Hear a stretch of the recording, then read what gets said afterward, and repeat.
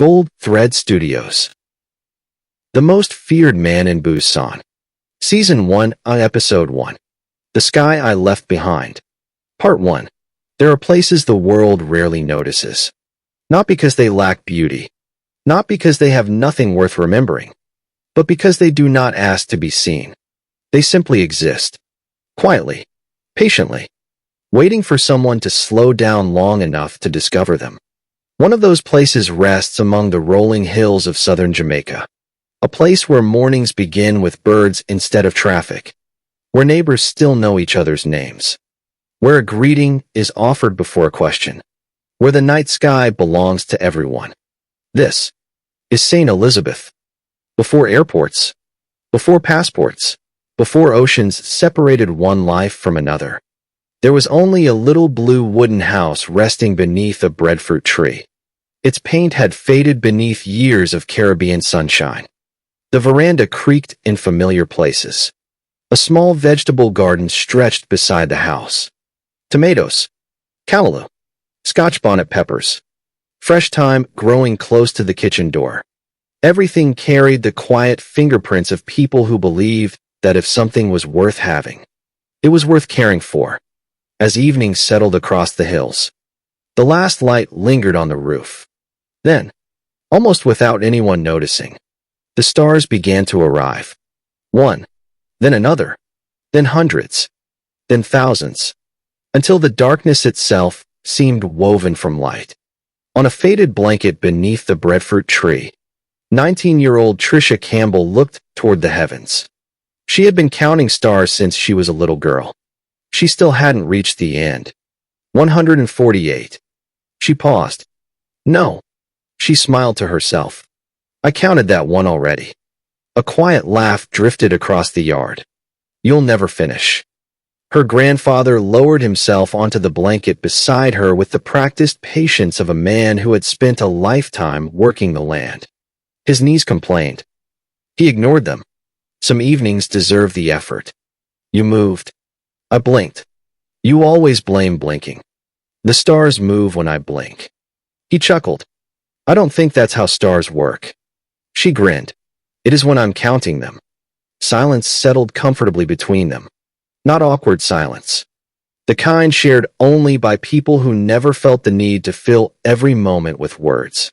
The breeze carried the scent of damp earth after a brief afternoon shower. Tree frogs sang from hidden corners of the garden. Far beyond the hills. A dog barked once. Then the night became still again. Her grandfather looked upward. When I was a boy, I thought the Milky Way was smoke. Trisha turned toward him. Smoke? He nodded. I couldn't imagine anything that beautiful being real. What changed your mind? I grew older. He smiled gently. And I learned that the world is usually much bigger than our imagination. She looked back toward the stars. I wonder what Korea looks like at night. He followed her gaze. I imagine. It has its own kind of beauty. She was quiet for a while. Then she asked the question she had been carrying inside her for months. Do you think I'll fit in? He didn't answer immediately. He rarely did. He believed important answers deserved time. Finally he spoke. When you plant a young breadfruit tree, does it stop being a breadfruit tree because it's growing in new soil? She laughed softly. You always answer with farming. I've spent my whole life farming. So that's how I understand the world. He reached down and picked up a handful of earth. Dark. Rich. Still cool from the rain. The soil helps the tree grow. He let the earth fall slowly through his fingers. But the seed always remembers what it is. He looked at her. So will you. The words settled gently into the evening. Neither of them knew. They would echo through the years ahead. From inside the house came the familiar voice that had called them to countless meals. Trisha. Dinner's getting cold. Trisha smiled. Mama's timing is perfect. Her grandfather stood carefully. No. He dusted the grass from his trousers. Your mother's timing is hungry. They laughed together as they walked toward the warm light spilling from the kitchen windows. Trisha stopped for one last look at the sky. She didn't know why. Something inside her simply wanted to remember this night exactly as it was. The breadfruit tree, the breeze, the stars, her grandfather waiting patiently beside the veranda steps, the sound of her mother humming inside the kitchen. Ordinary moments, the kind people rarely realize are becoming memories. Part 2. Inside the little blue house. The kitchen was alive. Not loud, not crowded. Alive. Steam rose from a pot on the stove. Fresh thyme rested on the windowsill. A wooden spoon leaned against a chipped saucer. The smell of dinner filled every corner of the room. Saltfish, fried dumplings, callaloo, sweet peppers, scallion, a little Scotch bonnet. Enough to wake the tongue. Not enough to start a family argument. Trisha's mother stood beside the stove, moving with the calm confidence of someone who knew exactly what she was doing. She did not measure everything. She listened. A pinch here, a stir there, a pause, a taste, another pinch.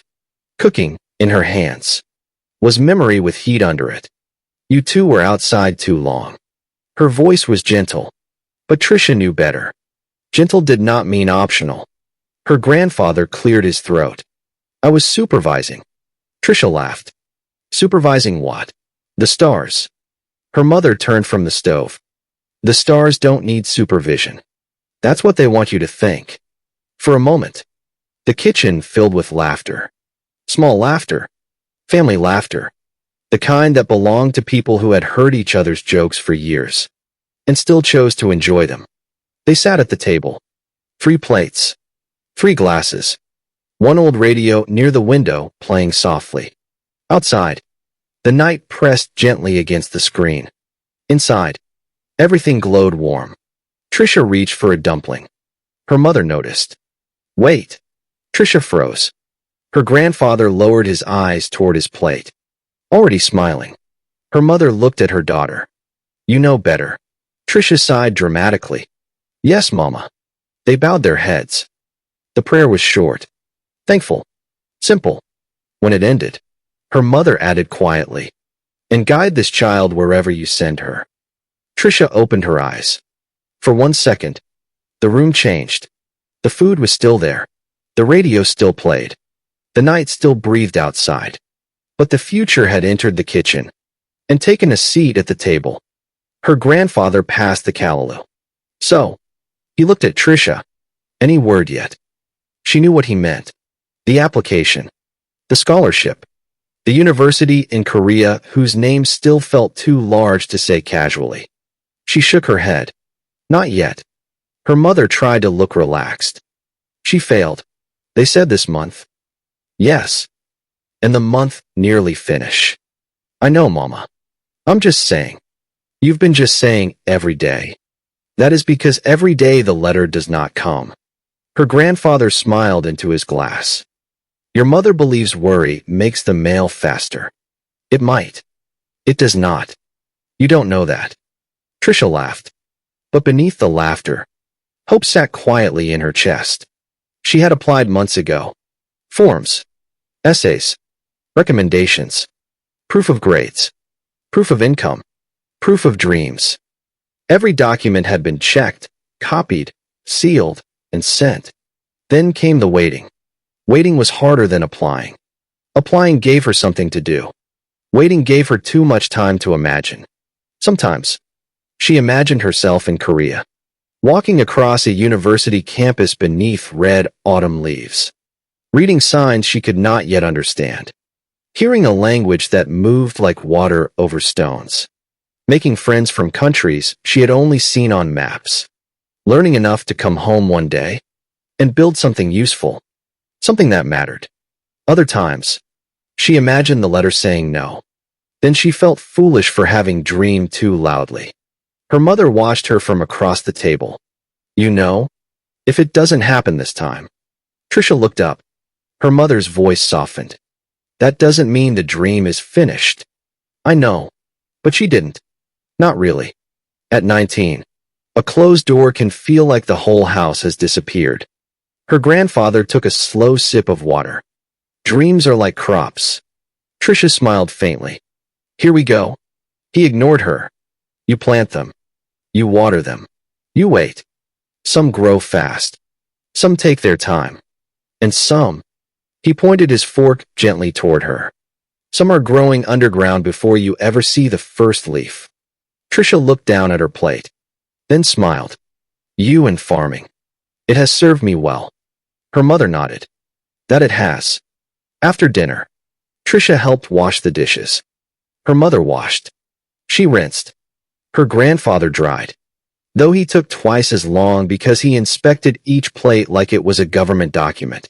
Outside the kitchen window, the stars shone brightly over the yard. Every now and then, Trisha looked up. Her mother noticed.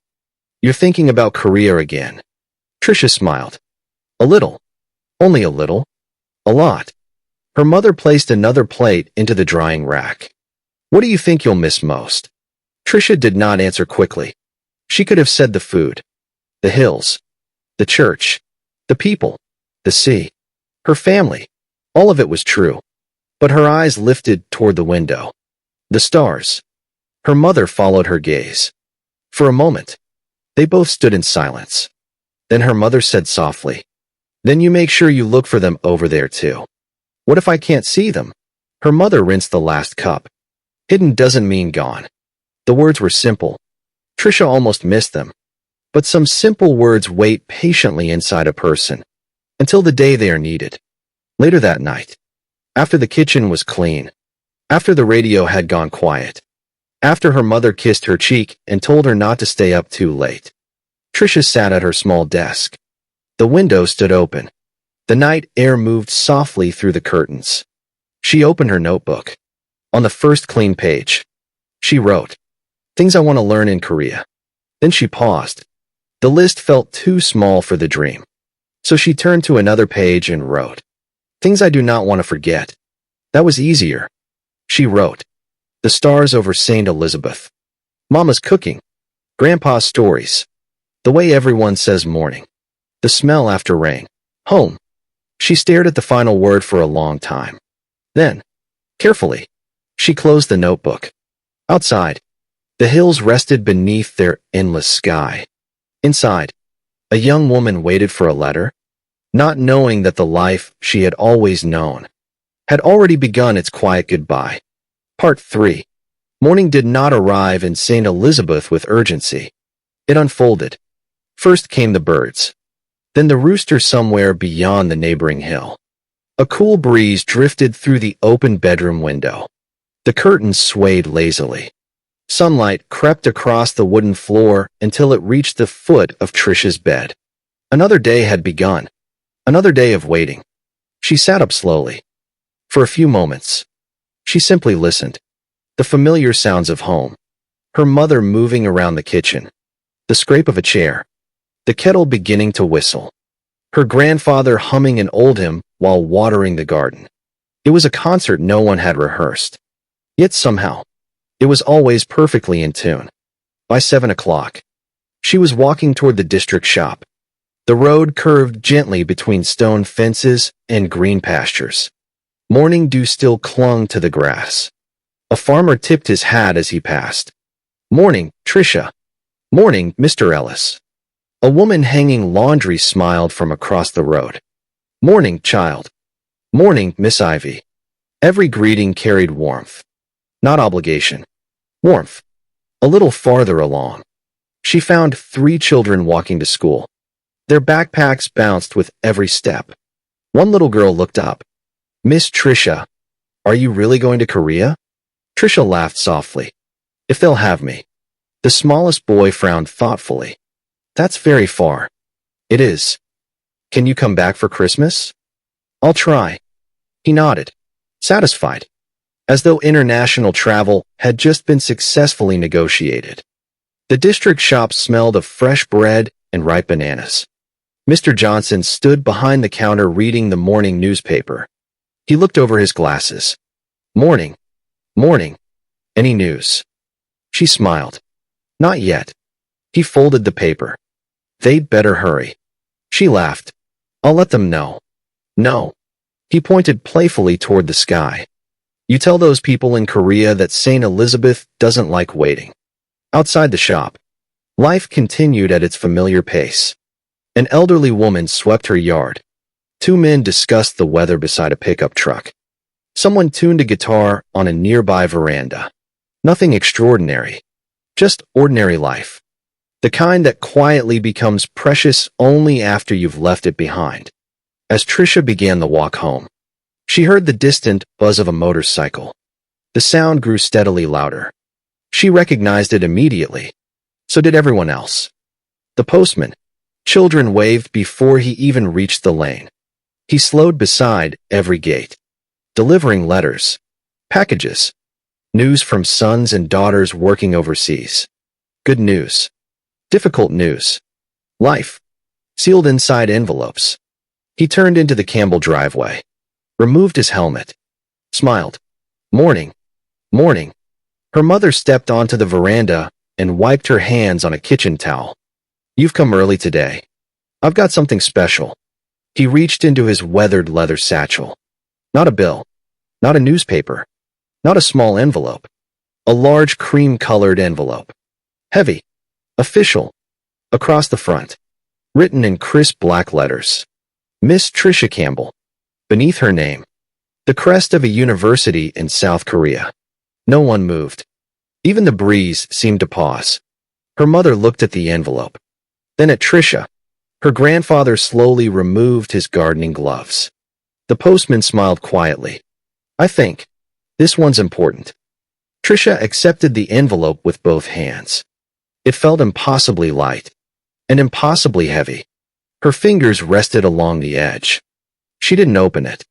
Not yet. She simply stared at it. Months of hope. Months of uncertainty. Months of imagining this very moment. Now, certainty. The future rested between her hands. Her mother whispered gently. Go on. Trisha laughed nervously. What if it's bad news? Her grandfather walked over slowly. He placed one hand on her shoulder. My little star. The letter already knows what's inside. He smiled. Opening it won't change the answer. She took a deep breath. Slipped one finger beneath the seal. Carefully opened the envelope. The paper slid free. She unfolded it. The words blurred. Not because the print was small. Because her eyes had already filled with tears. She blinked. Read the first sentence. Then the second. Then the third. She stopped. Started again from the beginning. Just to be certain. Her lips trembled. A smile slowly appeared. She looked up. She laughed through tears. I got in. Silence. One heartbeat. Then her mother wrapped both arms around her, holding her as though she were still the little girl who used to count stars in the yard. My baby. You did it. Her grandfather looked toward the hills, closed his eyes for just a moment, and whispered quietly, Thank you. The postman grinned from the gate. I suppose I'll be telling the whole district before lunchtime. Her mother laughed. You won't have to. By then, Miss Ivy had already seen the hug from across the road. And in St. Elizabeth, joy traveled faster than motorcycles. Part 4. News has a curious way of traveling through small places. No one could explain exactly how. There were no text messages, no social media posts, no breaking news.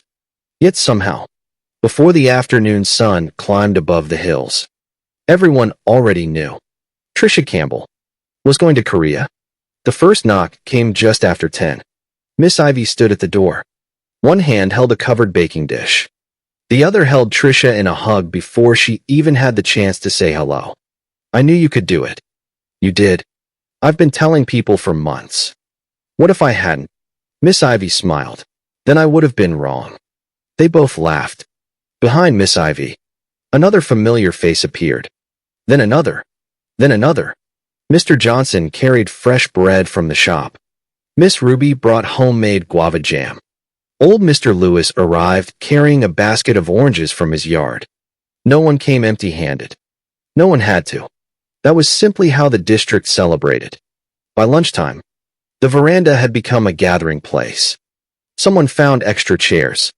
Someone else brewed another pot of tea. Children chased one another around the breadfruit tree. Older voices blended into easy conversation. Laughter drifted across the valley.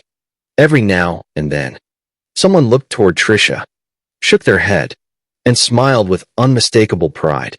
One little boy stood quietly near the edge of the veranda. He couldn't have been older than 8.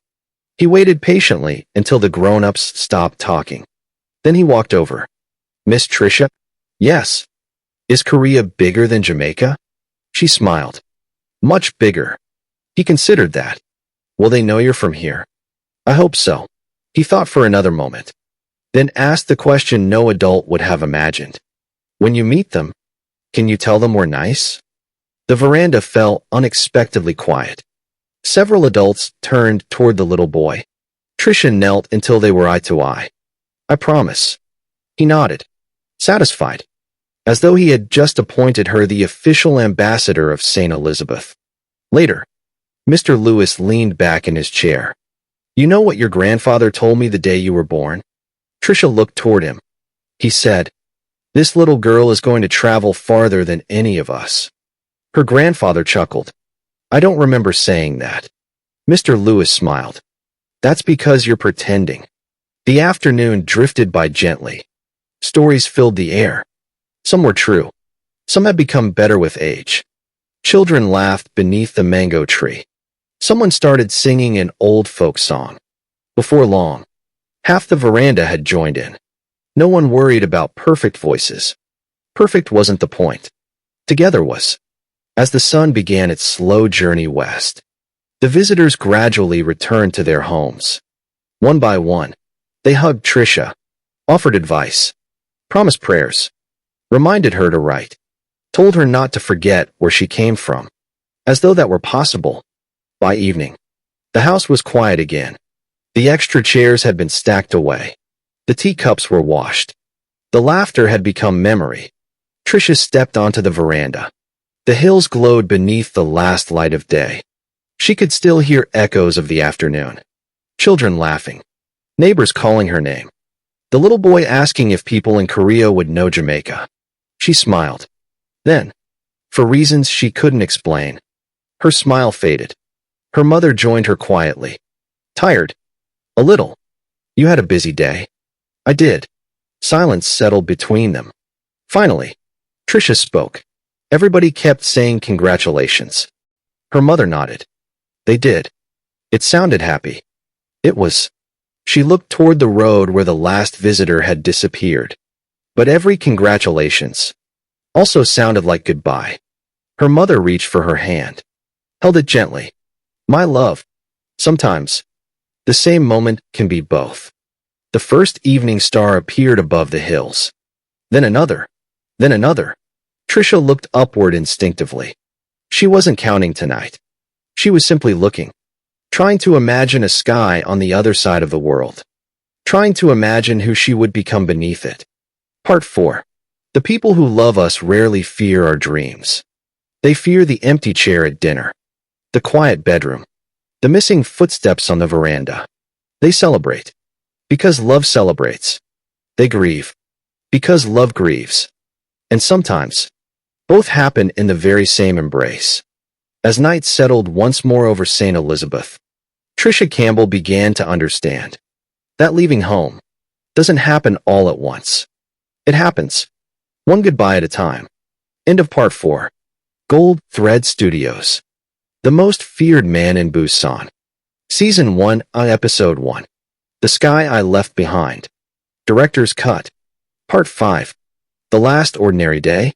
No one tells you when something ordinary is happening for the last time. You simply live it. Only later does memory whisper, "That was the last one." Trisha woke before sunrise. Not because she had somewhere to be. Sleep had simply become lighter these past few days. She lay still beneath the thin cotton sheet, listening. The ceiling fan turned slowly above her. A branch brushed gently against the roof. From somewhere beyond the window, a rooster announced another morning. She smiled. Every morning of her life, it had sounded exactly like that. She wondered if she would miss it. Then she laughed quietly. Of course she would. She dressed without hurry. There was no schedule waiting for her. No appointment.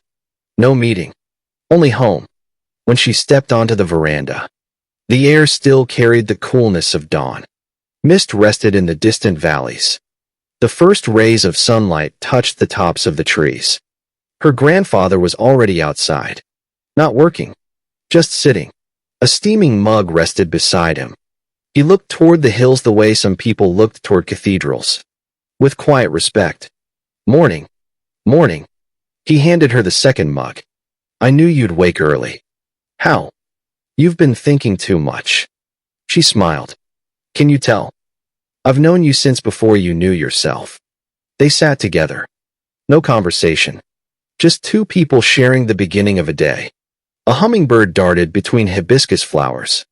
Somewhere nearby, a goat protested loudly about something only goats understood. Trisha laughed. I'm going to miss that. Her grandfather raised an eyebrow. The goat. The sound. He nodded. People think they remember places. He looked across the valley. What they really remember are the sounds. Later that morning, Trisha decided to walk. No destination. Just the familiar roads she had traveled hundreds of times. She passed the old mango tree where children gathered after school. The tiny bridge crossing the narrow stream. The roadside stand where fresh coconuts were sold. Every place greeted her like an old friend. At the district shop, Mr. Johnson looked up from arranging shelves. You're leaving soon. I am. He nodded thoughtfully, then reached beneath the counter. I've been saving this. He handed her an old black and white photograph. The district. 40 years earlier.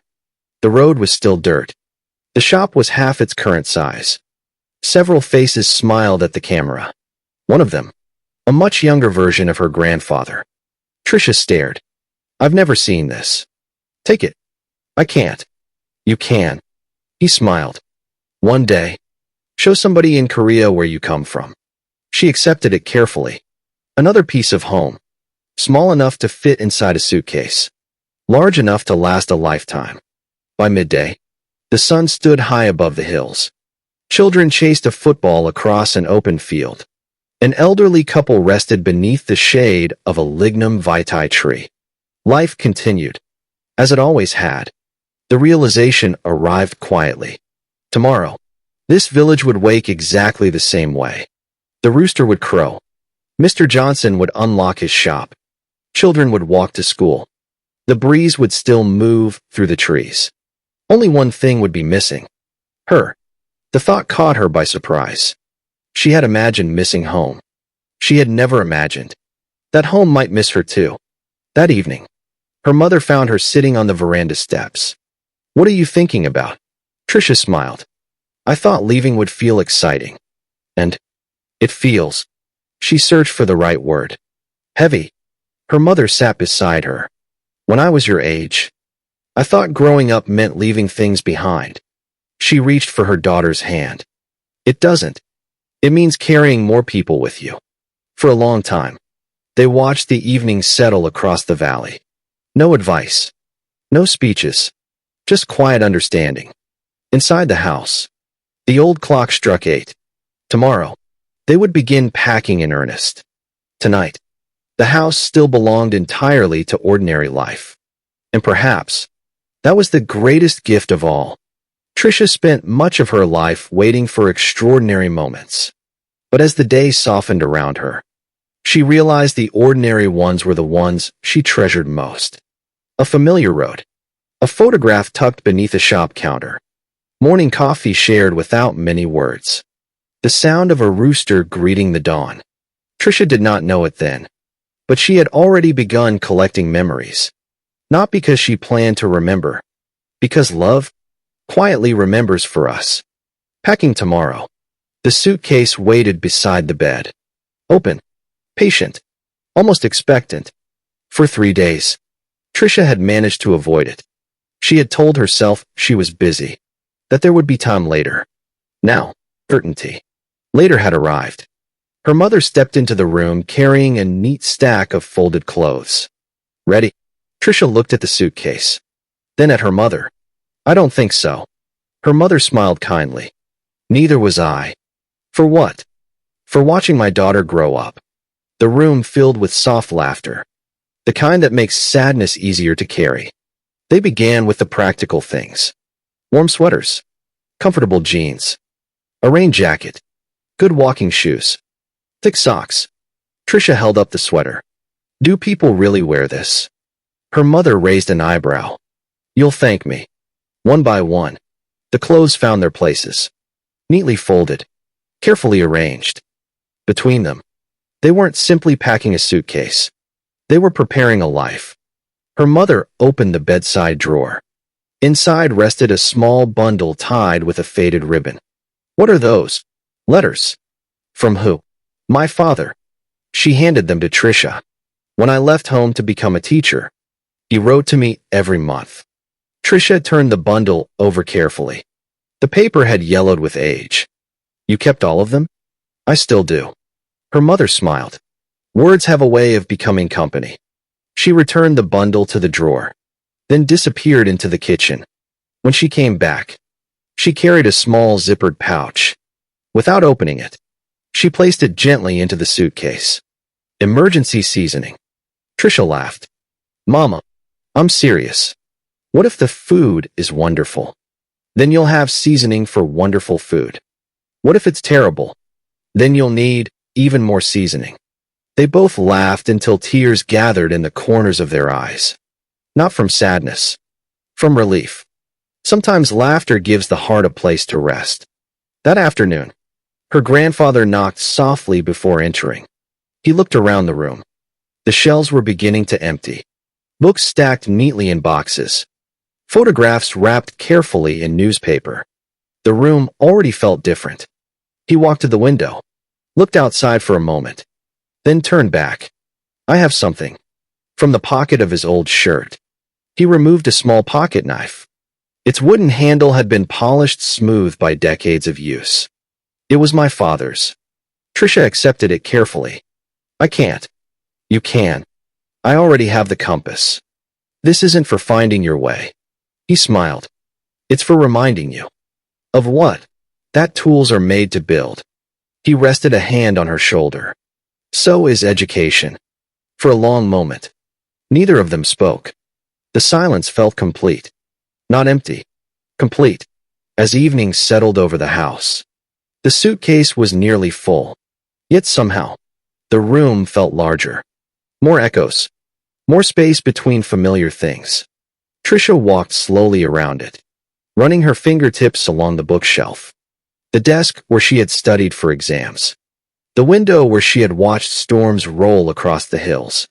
A childhood doesn't disappear. It simply becomes impossible to pack. Later, after dinner, she carried the suitcase into the living room.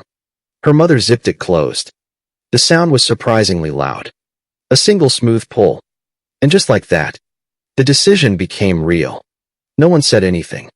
There was nothing left to say. Three people simply looked at one ordinary suitcase, knowing it contained far more than clothes. Trisha had always believed people carried their belongings. Now, certainty. She understood that sometimes belongings carried people too. A sweater packed by a mother. A pocket knife passed from grandfather to granddaughter. A pouch of seasoning that smells like home. These are not objects. They are quiet promises. Promises that no matter how far the journey, love always finds a way to travel with us. Part 7. The road that led away. Departure morning. Arrived quietly. No one overslept. No one needed an alarm. Some mornings wake the heart, long before they wake the body. When Trisha opened her bedroom door, the house was already awake. A soft light glowed from the kitchen. The familiar scent of breakfast drifted through the hallway. Saltfish, fried dumplings, fresh cocoa tea. Her mother had cooked all of Trisha's favorites. Not because it was a celebration, because love often speaks through food. The kitchen was quieter than usual. Conversation came in small pieces. Her grandfather commented on the weather. Her mother reminded Trisha to eat. Trisha insisted she wasn't hungry, then finished everything on her plate. They smiled. Even sadness. Couldn't argue with good cooking. When breakfast ended, no one rushed to clear the table. 3 empty plates remained exactly where they were. 3 cups. 3 chairs. A simple breakfast. Already becoming a memory. Outside, the morning sun climbed steadily over the hills. The suitcase rested beside the front door. Its single luggage tag fluttered gently in the breeze. Trisha looked at it. She had never realized that a suitcase could look lonely. A car horn sounded softly from the road. The driver had arrived. Not impatient, just present. Her grandfather picked up the suitcase. "No, Grandpa. I've got it." He smiled. "I know." He lifted it anyway. Some traditions don't ask permission. The trunk closed. A quiet sound. Yet somehow, it echoed. Before anyone climbed into the car, her grandfather looked toward the house, then toward the hills, then finally, toward Trisha. He stepped closer. "You remember what I told you?" She nodded. "Look up." He smiled. "When life becomes beautiful, when life becomes difficult, when you feel lost, when you feel found." He rested a weathered hand against her cheek. "The sky is bigger than every problem you'll ever have." She hugged him. Not quickly, not politely. She hugged him the way people hug someone whose heartbeat has always made them feel safe. Neither spoke. Some love is too large for language. When they finally stepped apart, he slipped something into her coat pocket. She frowned. "Grandpa." He shook his head. Later, her mother opened the passenger door. "You coming?" Trisha looked back once more. The little blue house. The veranda. The garden. The path she had walked since childhood. She whispered softly, "See you soon." The drive began. At first, they spoke about ordinary things. Traffic. The weather. Whether the airport would be busy. Neither mentioned goodbye. Not because they were avoiding it. Because they wanted a few more miles before it arrived. The hills slowly gave way to wider roads. Small districts became larger towns. The familiar landscape gradually unfolded into something new. Trisha watched it all through the window. Every bend, every hillside, every roadside fruit stand, every church. She wasn't looking because she feared forgetting. She was looking because she already knew. Memory begins before distance. Her mother broke the silence. "When you were 5, you packed a little school bag." Trisha smiled. "I remember. You told me you were moving to the next district. I made it as far as Miss Ivy's gate.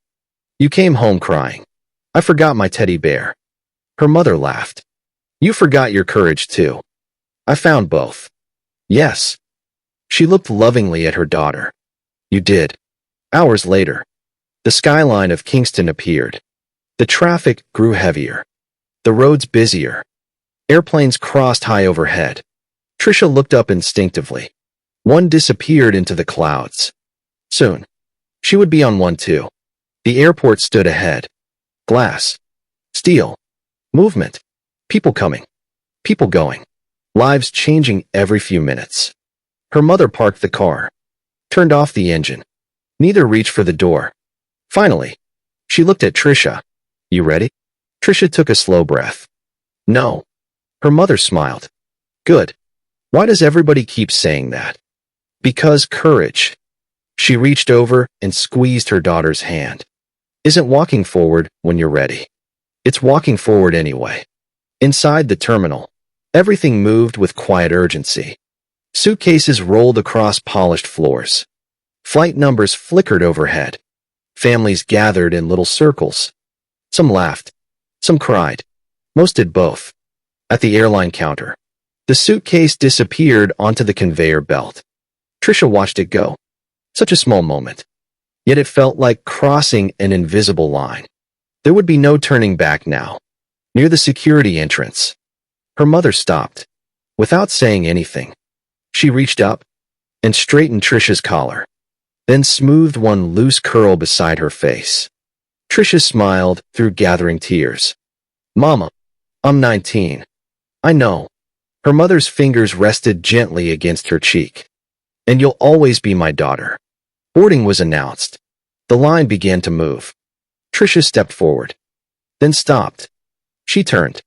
Her mother was still standing exactly where she had been, smiling, even through tears, refusing to let the last thing her daughter saw be sadness. Trisha lifted one hand. Her mother lifted hers.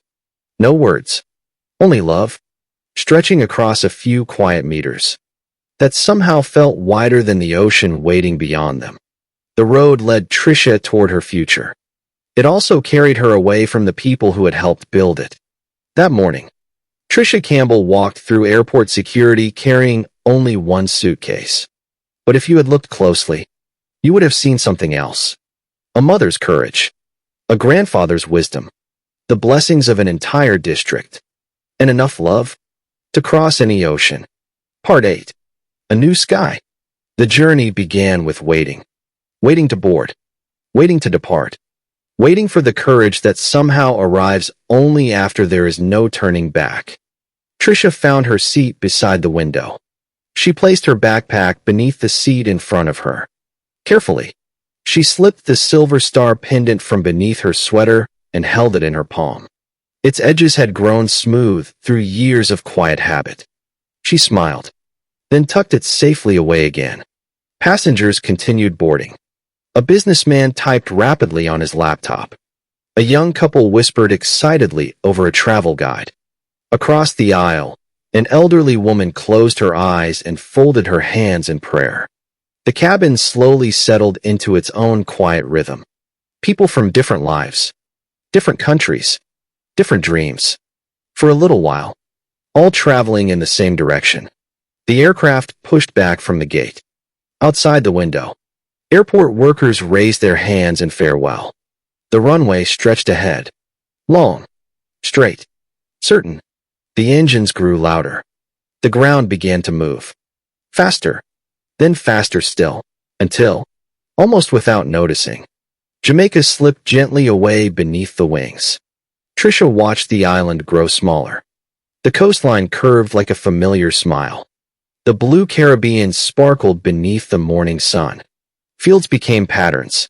Roads became threads. Homes disappeared into the landscape. She whispered softly, "Thank you." No one heard. The island didn't need to. Hours passed. Clouds drifted below the aircraft like great white islands floating upon another sea. Meals came and went. Cabin lights dimmed. Some passengers slept. Others watched films. Trisha reached into her backpack. Her fingers found something unexpected. A folded envelope. Cream-colored. Her name written across the front in handwriting she recognized instantly. "Grandpa." She smiled before opening it. Inside, only one sheet of paper. The writing leaned gently across the page. Steady. Patient. Just like the man who had written it. "My little star. By the time you read this, the ocean will already be beneath you. You may feel excited. You may feel lonely. You may feel both on the very same day. Do not be afraid of either feeling. A full heart has room for both." She paused, looked out the window. The sun rested high above the clouds. Then she continued, "You once asked me whether Korea would have stars. I told you every place has its own kind of beautiful. I still believe that. But remember, the stars do not belong to Jamaica or to Korea. They belong to no country. Whenever you look up, you are standing beneath the same sky that has watched over our family for generations." A single tear slipped quietly down her cheek. Not from sadness. Not entirely. Sometimes gratitude becomes too large to remain inside a person. At the bottom of the page, one final sentence. "Go and become exactly who God created you to be. We'll be here when you come home." She folded the letter carefully, placed it inside her passport, then rested her head against the window. Beyond the glass, day slowly surrendered to evening. Somewhere below, the Pacific stretched endlessly toward another continent. Many hours later, the captain's voice broke the silence. "Ladies and gentlemen, we have begun our descent into the Republic of Korea." Trisha opened the window shade. Morning light spilled across the cabin. At first, she saw only clouds. Then, The clouds parted. Mountains, dark green against silver rivers. Wide bridges stretching across brilliant blue water. Ships gliding quietly through a vast harbor. Neighborhoods climbing gentle hillsides. Glass towers catching the first light of day. She leaned closer to the window, unable to look away. Everything felt unfamiliar, yet strangely welcoming. The aircraft descended lower. She could see people walking along narrow streets. Fishing boats returning from the sea. Students waiting at bus stops. Office workers crossing intersections. Somewhere down there, millions of ordinary lives were already unfolding. None of them new. A young woman from a small district in St. Elizabeth was arriving with a suitcase full of memories and a heart determined to remain open. The wheels touched the runway. A soft jolt. Then another. A gentle roar as the engine slowed. Applause broke out from somewhere near the back of the cabin. A few passengers laughed. Trisha smiled. She had arrived. Inside the terminal, everything moved with graceful efficiency. Signs appeared in Korean, then English. Announcements echoed through bright, polished halls. Immigration officers greeted travelers with practiced courtesy. When her passport was stamped, the officer looked up. "Welcome to Korea." 2 simple words. Yet they seemed to open an entirely new chapter of her life. Outside the airport, cool autumn air brushed against her face. It carried the scent of the sea. She closed her eyes for just a moment, breathed deeply, then opened them again. The mountain stood quietly beyond the highway. Patient. Waiting. A taxi driver loaded her suitcase into the trunk. As they pulled onto the expressway, the city slowly unfolded before her.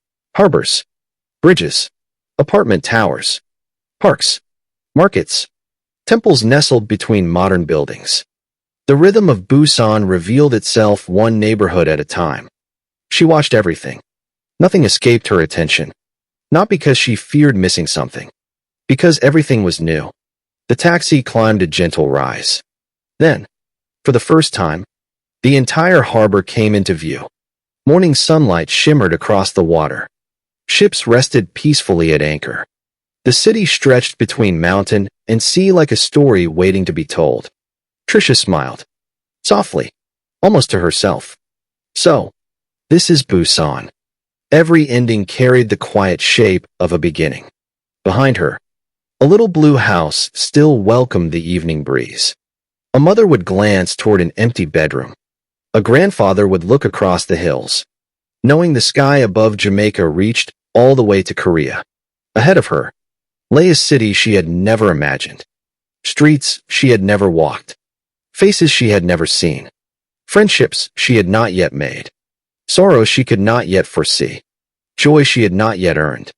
Trisha Campbell believed she had crossed the world to earn a degree. Life had quietly written a different lesson. Sometimes, the longest journeys are not measured in miles, but in the distance between the person we are and the person we are becoming. And somewhere, beyond the morning light, beyond the crowded streets, beyond everything she thought she understood, destiny had already begun walking toward her. It simply had not introduced itself yet.